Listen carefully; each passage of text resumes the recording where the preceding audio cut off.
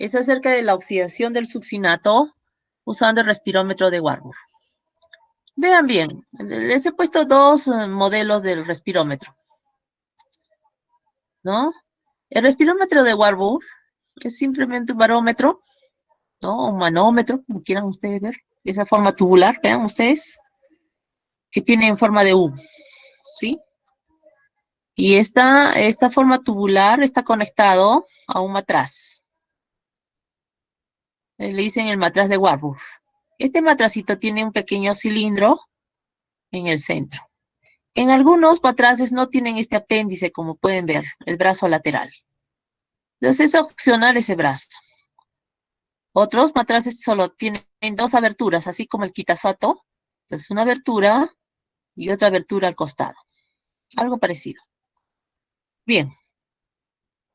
Ahora, ¿qué es lo que contiene la forma tubular? Vean ustedes en la parte más oscura. Es un líquido. O puede ser también mercurio. Entonces ahí dice fluido manométrico. ¿Por qué le dicen manométrico? Porque este fluido va a movilizarse, se va a mover. Va a bajar del lado izquierdo, vean ustedes, va a bajar el líquido y por el lado derecho va a subir. Entonces voy a poner para que ustedes vean, ¿no? Un ratito. Voy a escapar un ratito para que me entiendan. Si no, no me entienden ustedes. Si dicen, ¿cómo, profesora? No la entendí. Ya. Entonces el líquido baja.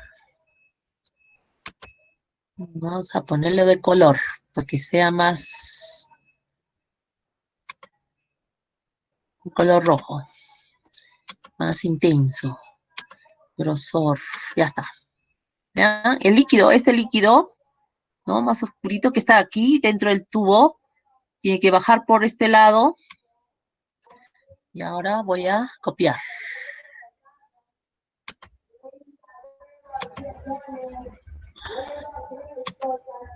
Pegar. Ya.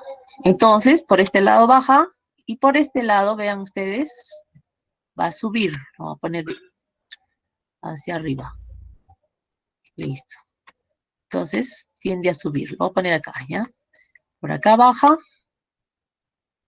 O lo pongo acá adentro, ya. Si quieren, baja. Y por acá sube. Ahí. Ahora sí entienden, ¿no es cierto? Bien.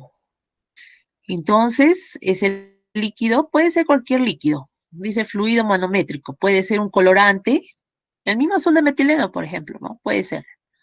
O puede ser rojo, ¿no? Congo, o el anaranjado de metilo, cualquier solución en forma líquida que pueda movilizarse, ¿no? A nivel del sistema tubular. Bien, ahora, en el matraz, vean ustedes, ahí dicen en el centro, en el cilindrito, se va a poner un reactivo.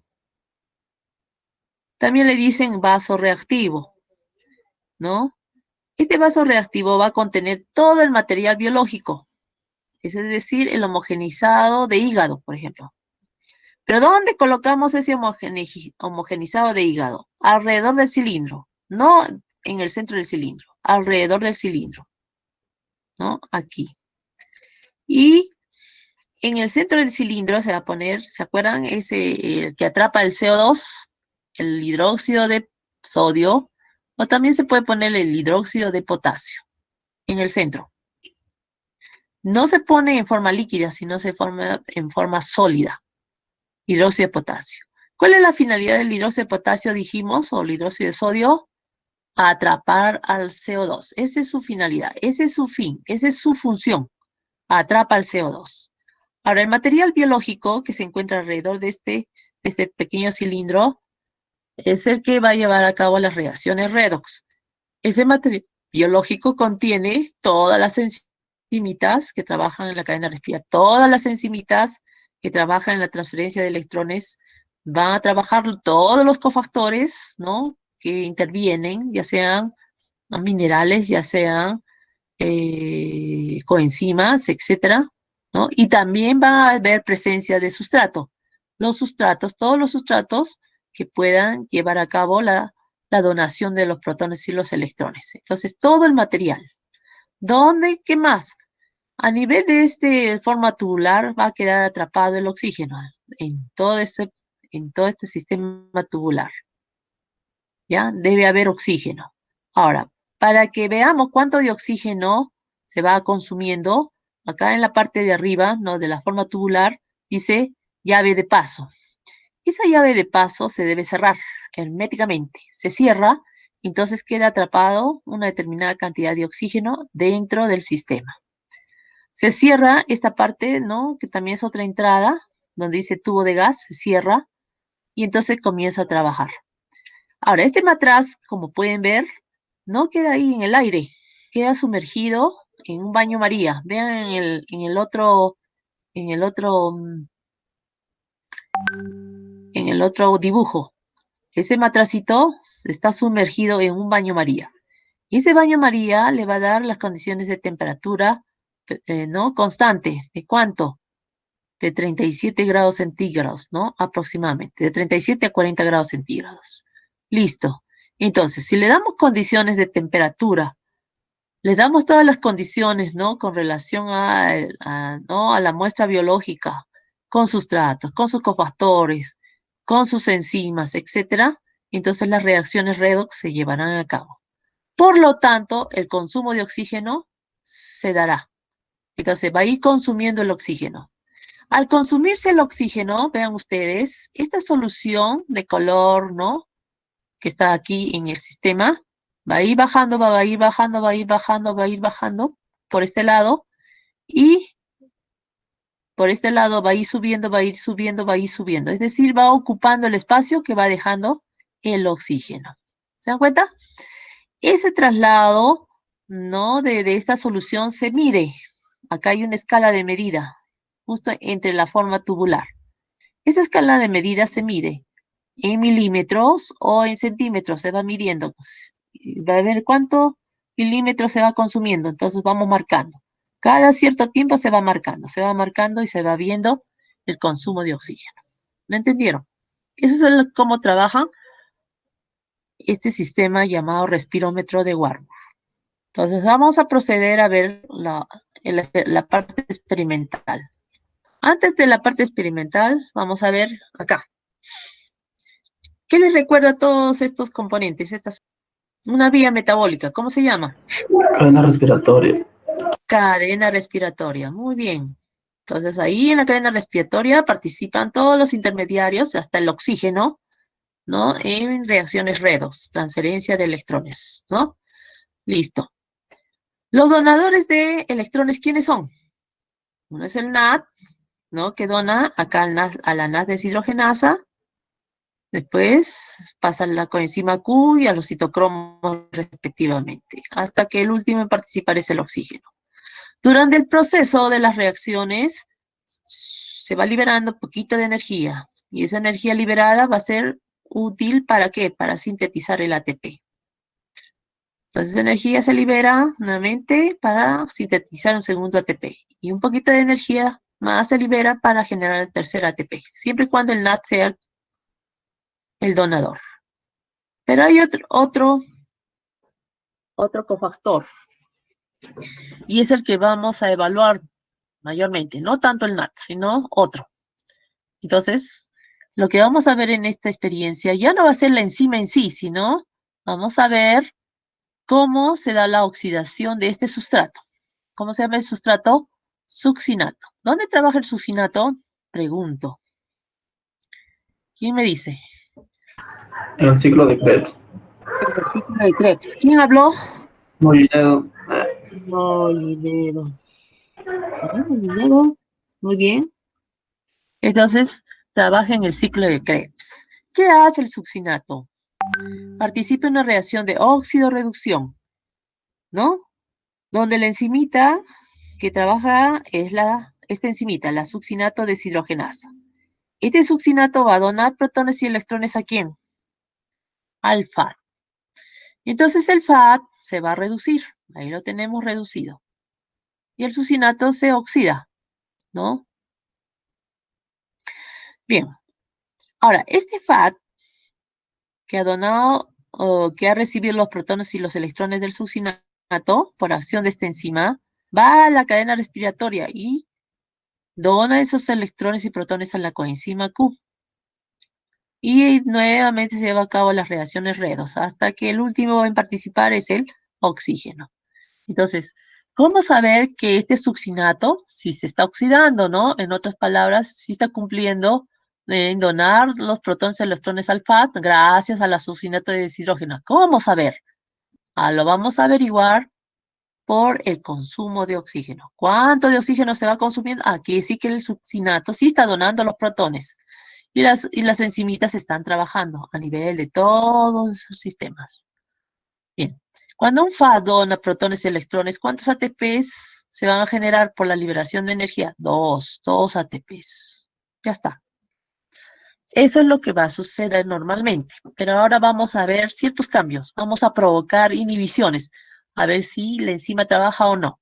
¿Cómo saber si trabajó la enzima o no? Por el consumo de oxígeno. Pero nosotros podemos predecir en qué sistema sí trabaja o en qué sistema no trabaja. Claro que sí, podemos interpretar. Vamos a ser como los médicos, ¿no?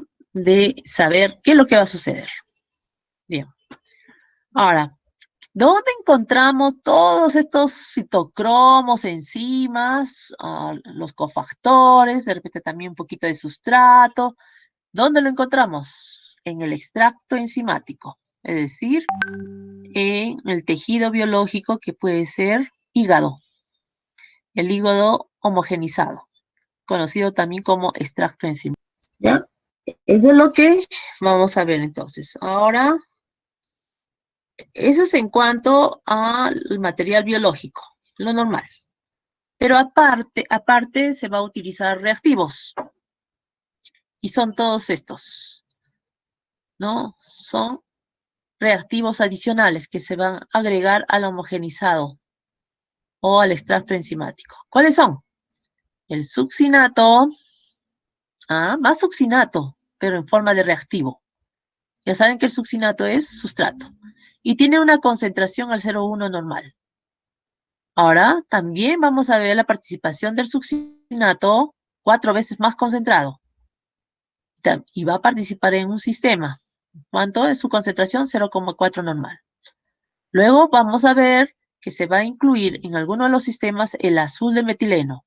¿Qué hace el azul de metileno? Ya sabemos que es un aceptor artificial de electrones. Luego, el agua destilada simplemente nos ayuda a complementar los volúmenes. No hace nada. No afecta ni tampoco ayuda. Solamente nos permite nivelar los volúmenes, nada más. El malonato, ahí está, el malonato malo. Y el cianuro, son dos inhibidores. El malonato es un inhibidor competitivo y inhibe exclusivamente a la succinato deshidrogenasa, a la enzimita, succinato deshidrogenasa. Y como inhibidor competitivo, ¿qué nos dice eso? Ya, es un inhibidor que compite con el sustrato para actuar con la enzima. ¿Quién ganará? ¿El malonato o el sustrato? Depende de qué, de la concentración. Si la concentración del succinato está bajo, entonces el malonato actúa sin ningún problema y le afecta a la enzima. Pero si la concentración del succinato, que es el sustrato, está más concentrado, 4 veces más concentrado, entonces en este caso, ¿quién va a ganar para actuar con la enzima? El sustrato, ¿no? Ya van viendo. Ahora, el cianuro. El cianuro, ¿se acuerdan? Que lo vimos en la experiencia anterior. Es un inhibidor ¿de quién? De esta enzima, de la citocromo oxidasa, o también llamada citocromo A más A3. Entonces, de la citocromo oxidasa. Afecta a la citocromo oxidasa. ¿Listo? ¿Están acordándose, no? Apunten para que después me respondan lo que yo les pregunto. ¿Y el ascorbato? ¿Qué es el ascorbato? Es otro sustrato, perdón, así como el succinato. Tiene la función de donar protones y electrones. Bien, entonces ya saben, tenemos succinatos y ascorbatos como sustratos, tenemos el malonato y el cianuro como inhibidores, uno de ellos es competitivo y el otro no. Luego, pues tenemos el azul de metileno, que es el aceptor artificial de electrones. El agua, bueno, no nos interesa. Bien, entonces, vamos a ver. Ahora, aparte de estos reactivos, no tenemos que enterarnos que, aparte de los sistemas que vamos a ver en la parte experimental, hay un sistema que le vamos a llamar termobarómetro. Termobarómetro. El termobarómetro es el sistema blanco. Ya te ve. ¿Se acuerdan que en espectrofotometría trabajábamos con un tubo blanco que solo tenía agua destilada? Igual acá. Vamos a tener un sistema, ¿no? Y en el cual en el matraz solo va a contener agua, nada más, agua. ¿Cuál es la función de este termobarómetro? ¿Y por qué se le llama así? Termo. Parece que dijéramos que es un termómetro, ¿no? Nada que ver, no es un termómetro. Al que ponga termómetro, entonces cero, nada más le pongo, cerote. Termobarómetro, como su nombre dice, barómetro. Y termo, ¿por qué viene ese término termo? Porque se lo incuba a 37 grados centígrados. Por eso que le ponemos termobarómetro. El termobarómetro o sistema blanco, ¿qué es lo que hace entonces? ¿Cuál es su función? Simplemente registra los cambios de la presión atmosférica. Y con esos cambios que registra, entonces vamos a poder corregir los valores de los demás sistemas. Entonces nos ayuda a corregir los valores de los demás sistemas. Registra los cambios de la presión atmosférica y nos permite corregir los valores de los demás sistemas. ¿Qué es lo que contiene? Solo agua, nada más. Ahí tenemos la parte experimental. ¿Cuántos sistemas se deben preparar? 8 en total. 8. 7, que son donde se van a utilizar los diferentes reactivos, más el extracto enzimático. Y el último, que es el termobarómetro. Bien. Entonces vean ustedes, ¿ah? El primer sistema se le agrega succinato, el 0,1 normal, 1 mililitro. Se le agrega 2 mililitros de agua destilada y después el extracto enzimático, 1 mililitro. ¿Listo? Vean, ¿qué es lo que está sucediendo? Apunten, apunten. Si va a ver, la pregunta es para todos. En este primer sistema, lo ponemos en el sistema bien bonito a una temperatura de 37 grados centígrados y vamos a saber si en este sistema se dará el consumo de oxígeno. ¿Qué dicen? ¿Sí o no? Entonces, lo que tenemos es el succinato. ¿Listo? Entonces, si hay sustrato suficiente, este succinato donará electrones y protones ¿a quién? Al FAT, gracias a la enzima succinato deshidrogenasa, porque también está presente en el extracto enzimático. Este FAT entonces le donará los electrones a la coenzima Q. La coenzima Q dona al citocromo B. La citocromo B dona a la citocromo C1. La citocromo C1 dona a la citocromo C. La citocromo C dona a la citocromo A más A3 o citocromo oxidasa. Y la citocromo A más A3 va a donar ¿a quién? Al oxígeno. Entonces, la pregunta es, en este sistema que tiene succinato, tiene extracto enzimático, presencia de oxígeno, la temperatura adecuada, ¿va a permitir el consumo de oxígeno? ¿Qué cosa? Estamos diciendo en el chat que sí, Miss. Claro que sí, pues respondan, sí, sí hay consumo de oxígeno. No va a ser afectado por sin ningún inhibidor. Ah, ya por el chat. Ay, el segundo caso. En el segundo caso tenemos succinato, fíjense bien. Tenemos cianuro, tenemos agua destilada y extracto enzimático. La pregunta es, ¿habrá consumo de oxígeno? Listo, va a haber la transferencia de electrones. Pero resulta que también está el cianuro. Y aquí bloquea el cianuro a la citocromo oxidasa. Listo. La pregunta es, ¿habrá consumo de oxígeno? Momani. Ah, John, ay, perdón. John Mamani. Sí, a John. No, pero nada como pregunta, pues, de No, firmeza. No, porque ese no lo bloquea, el citocromo. Tiene que haber más. Claro, pues esa es la razón. No, no hay consumo de oxígeno, está clarísimo, ¿sí o no? Sí, perfecto. Ya.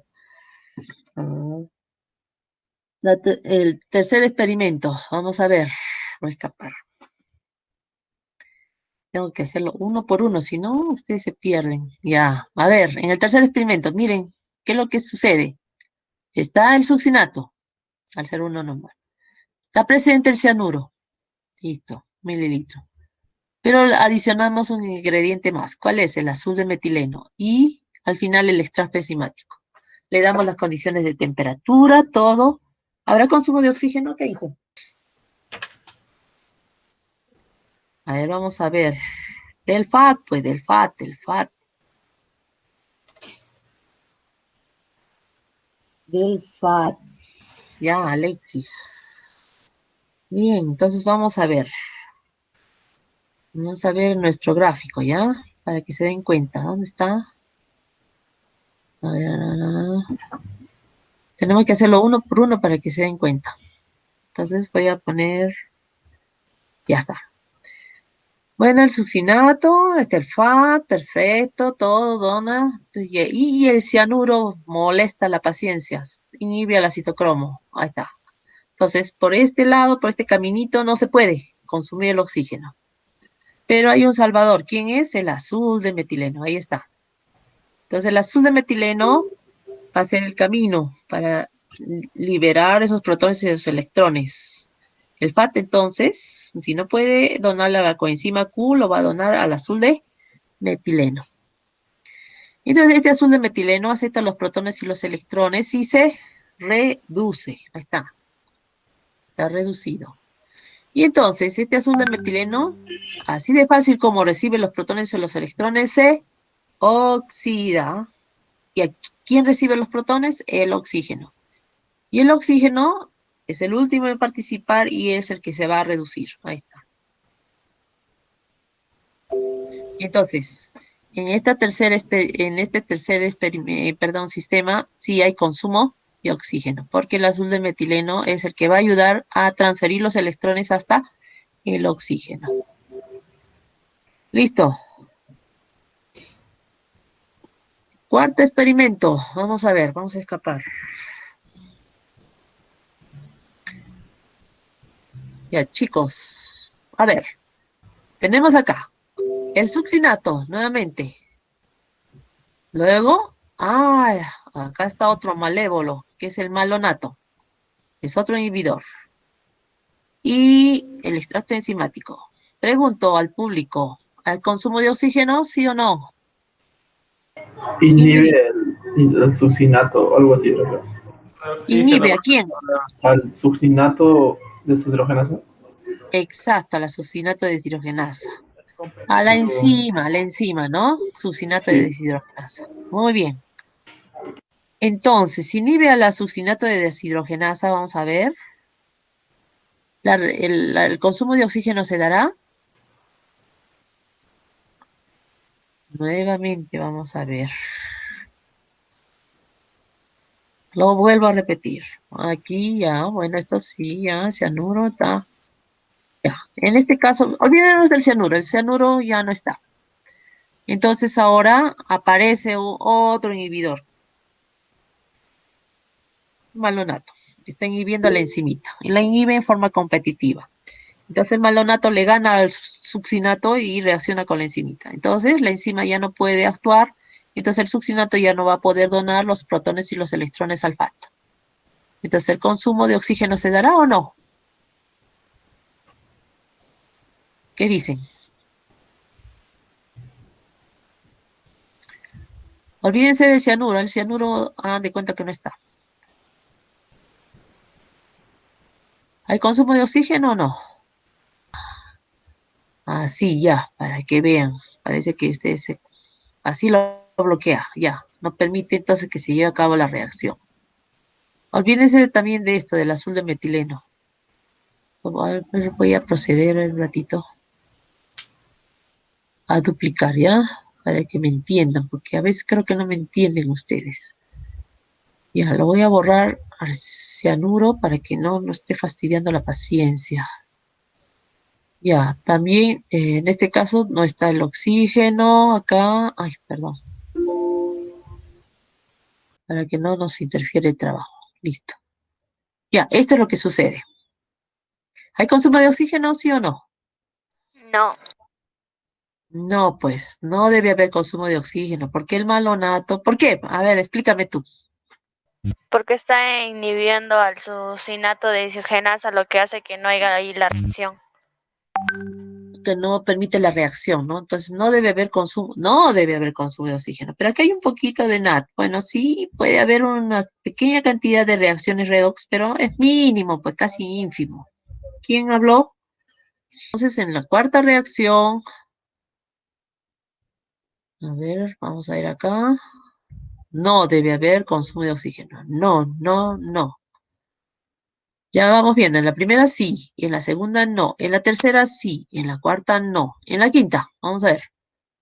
En el quinto sistema tenemos el sucinato. Fíjense bien, el sucinato está 4 veces más concentrado ahora. Y está el malonato y, y el extracto enzimático. ¿Habrá consumo de oxígeno? ¿Qué dicen? Este succinato está 4 veces más concentrado. Está más poderoso. Vamos a ponerlo ahí grandote. 4 veces más concentrado. Sí hay consumo de oxígeno. Sexta reacción. En la sexta reacción, miren, tenemos ascorbato. ¿Qué hemos dicho que es el ascorbato? Es otro sustrato, donador de protones y electrones. Y también se encuentra, ¿qué cosa? Agua destilada, ¿no? Y el extracto enzimático. ¿Habrá consumo de oxígeno? Vamos a ver. Entonces, procedemos. Ahí está, el ascorbato. ¿Dónde donan los protones y los electrones? A la citocromo C. ¿Habrá consumo de oxígeno? ¿Qué dicen? Siendo el caballo blanco del Napoleón, ¿qué color es? Porque nada lo están dividiendo, ¿no? Claro, pues un donador de electrones, entonces trabaja normalmente. Entonces sí hay consumo hay reacciones redox ahí, ¿no? Entonces, normal, hay consumo de oxígeno. Muy bien, Paul Mollinedo. Ya, exacto, Mosquíbar. Pero no responden, pues. Entonces, ahora la pregunta para todos, ¿ah? Y esta sí tienen que responder, ¿ah? Si no, quiere decir que, ¿qué ha pasado? No han almorzado. Bien, miren, ¿ah? En la última tenemos cianuro, tenemos ascorbato, ¿sí? Agua destilada y el extracto enzimático. Dígame, ¿habrá consumo de oxígeno, sí o no? Inhibe, ¿qué inhibe? A la citocromo oxidasa. Entonces, no hay forma de llevar a cabo la oxidación. No bloquea acá. Entonces, el oxígeno no se puede consumir. ¿Listo? Entonces es no. Perfecto. Vamos a proceder eso antes a ver si eso es cierto. Este es nuestro pronóstico. El primero dijimos, pensé, miren, estos son los sistemas, ¿no? Entonces, hay como 7 sistemas igualitos, ¿no? Listo. Entonces, en el primero dijeron sí, en el segundo dijeron no, en el tercero dijeron sí, en el cuarto dijeron no, en el quinto sí, en el sexto sí, y en el séptimo no. Ahora, el termobarómetro es sistema blanco nada más. Ahora vamos a ver si eso es cierto. Fíjense bien. Ahí tienen. Voy a poner acá. ¿Cómo van a trabajar? Fíjense bien. Estos son los resultados. Se ha ido evaluando cada sistema en un tiempo en 1 hora y por cada 10 minutos. ¿Ya? Entonces, como les dije, tienen un sistema de medición que es en milímetros. Entonces se empieza, ¿no? A ver los milímetros, por decir, el termobarómetro empezó en 200. El sistema 1 se empezó con 250. El sistema 2 se empezó en 230. El sistema 3, 240. El 4, 235 y así sucesivamente, ¿no? Bien, ese es el punto de partida para todos, ¿no? En diferentes valores. Perfecto. Entonces, se va registrando, se lo pone en el sistema en la incubación a 37 grados centígrados con todos los componentes según en cada sistema, etcétera. Y se procede a hacer las evaluaciones si hay consumo de oxígeno o no. Entonces, se registra cada 10 minutos, a los 10 minutos, a los 20, a los 30, a los 40, 50 y 60, hasta completar la hora. ¿Perfecto? Bien. Entonces, vamos evaluando el termobarómetro después de completar la hora, ¿no? De incubación. El termobarómetro se empezó con 200, ¿no? Una partida de 200. A los 10 minutos se volvió a registrar, ¿no? El valor. Y se ve de que de 200 bajó hasta 203. No, subió hasta 203. Y entonces hay una diferencia de ¿cuántos milímetros? De 3. Como ha subido, entonces en ese cuadradito vamos a poner más 3. Más 3. Listo. Ahora, de 203 a los 20 minutos bajó hasta 201. Entonces hay una diferencia de 2. Como ha bajado, entonces le ponemos menos 2. A los 30 minutos de 201 ha bajado nuevamente a 200. Entonces hay una diferencia de ¿cuánto? De 1. Como ha bajado, ponemos menos 1. De 200 a los 40 minutos bajó hasta 202. No, perdón, subió hasta 202. La diferencia es 2. Como ha subido, ponemos más 2. Ahí, más 2. A los 50 minutos de 202 ha bajado hasta 200. Entonces, la diferencia es 2 también, ¿no? Como ha bajado, ponemos menos 2. Y a los 60 minutos no ha habido ningún cambio. Sí, igual, 200. Entonces, simplemente ponemos 0. Estos valores que hemos visto en el termobarómetro que ha variado de 3 a 2 milímetros o 1 milímetro, sea en forma negativa o positiva, nos va a ayudar a corregir los demás valores. Ahora miren lo que hago. Voy a trabajar con el primer sistema y ustedes hacen lo mismo con el segundo, tercero, cuarto, hasta el séptimo sistema. Entonces empezamos. Se empezó con un valor a los 0 minutos de 250 en el primer sistema. A los 10 minutos, vean, ya hay una gran variación. Se está registrando un valor de 230. Hay una diferencia de 250 a 230 ¿de cuánto? De 20. Entonces, ese valor de 20, ¿no? De esa diferencia le vamos a poner este casillero, 20. Bien, ¿hay que corregir ese valor de 20? Sí, con el termobarómetro nos ha registrado una variación de más 3. Entonces, a ese 20 le sumamos más 3.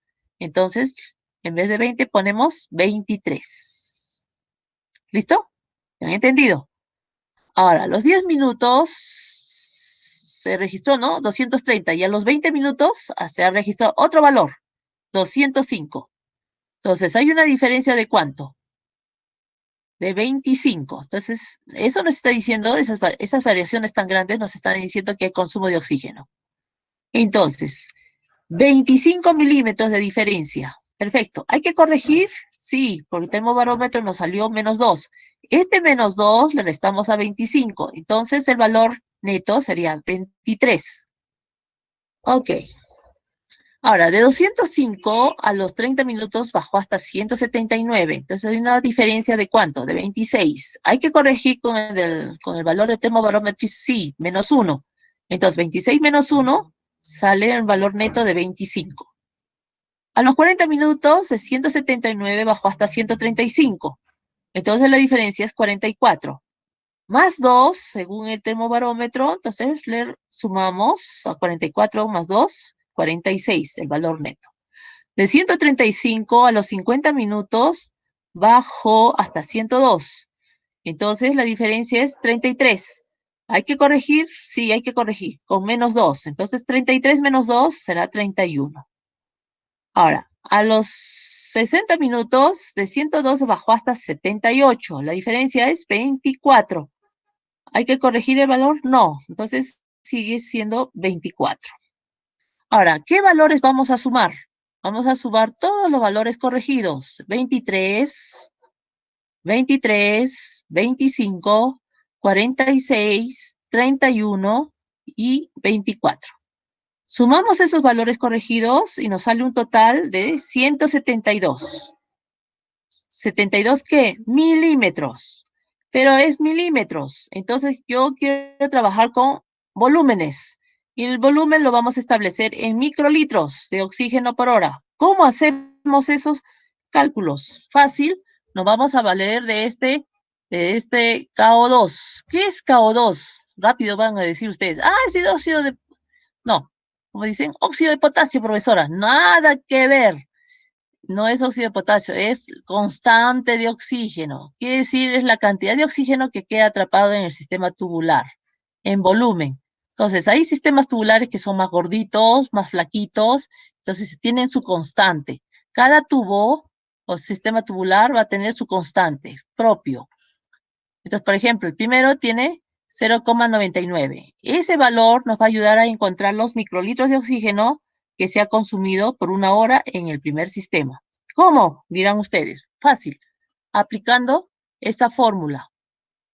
Entonces, los microlitros de oxígeno por hora simplemente es multiplicar el KO2 o de la constante de oxígeno por el total. ¿Total de qué? De milímetros. En el primer experimento, ¿cuánto era el KO2? A ver, vamos a ver. En el primer sistema es 0,99 el KO2, es la constante de oxígeno. Ahí está, 0,99. Por, ¿cuánto es el total? El total que se ha sacado es 172. Muy bien, entonces, ahí tenemos 172. Entonces, se multiplica esos dos valores y nos sale los microlitros de oxígeno por hora. ¿Cuánto? De 170,28. Ese valor que hemos encontrado lo registramos en el cuadrito, ahí, 170,28. Ya saben qué es el KO2. KO2 es constante de oxígeno. Acuérdense, no es óxido de potasio. Pobrecitos que digan óxido de potasio. Jalados. Y eso es todo. Preguntas. Rápido, porque ya creo que ya se cumplió la hora.